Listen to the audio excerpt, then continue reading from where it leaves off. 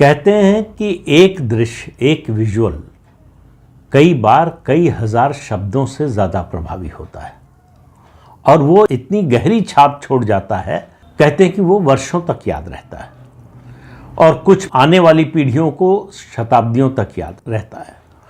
23 जनवरी 2025 को पूरे देश ने, बल्कि मैं कहूँगा पूरी दुनिया ने एक दृश्य देखा जो हमेशा उनके दिमाग में, मन मस्तिष्क पर अंकित रहेगा। वो दृश्य दिखा त्रिवेणी संगम महाकुंभ में। ये महाकुंभ है जो 144 साल बाद आता है। इसका वैज्ञानिक आधार है, केवल धार्मिक आस्था का मामला नहीं है, लेकिन महाकुंभ ऐसा आयोजन है जो सनातन धर्म का सबसे बड़ा त्यौहार है। और त्यौहार, आप जानते हैं कि त्यौहार में ऊंच नीच, जाति का, भाषा का, क्षेत्र का या किसी भी तरह का भेद वो खत्म हो जाता है। तो महाकुंभ ये सब खत्म कर देता है।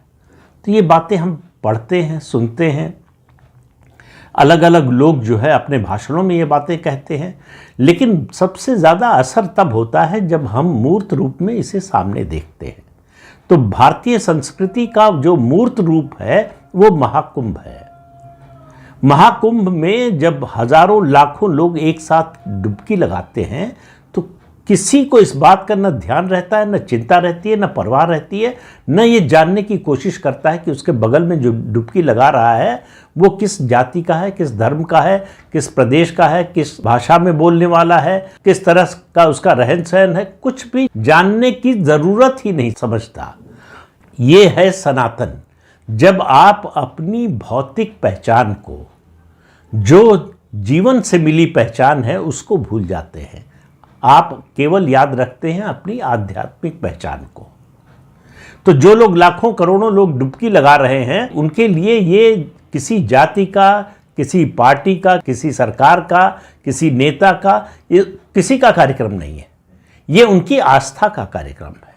आस्था जिस पर सदियों से उनका विश्वास रहा है, पीढ़ी दर पीढ़ी। और इस आस्था को खत्म करने की 1000 साल तक कोशिश की गई, लेकिन सफल नहीं हुए। आक्रांता हों, चाहे मुगल आक्रांता हों, मुस्लिम आक्रांता हों या ब्रिटिश आक्रांता हों, कोई इसको खत्म नहीं कर पाया। कल जो दृश्य दिखा महाकुंभ में, वो उसको पीढ़ियों तक, जो भी अपने जीवन में जिसने ये देखा दृश्य, और अच्छी बात यह है कि टेक्नोलॉजी ने उपलब्ध करा दिया है। अब किसी महाभारत की तरह किसी संजय दृष्टि की ज़रूरत नहीं है।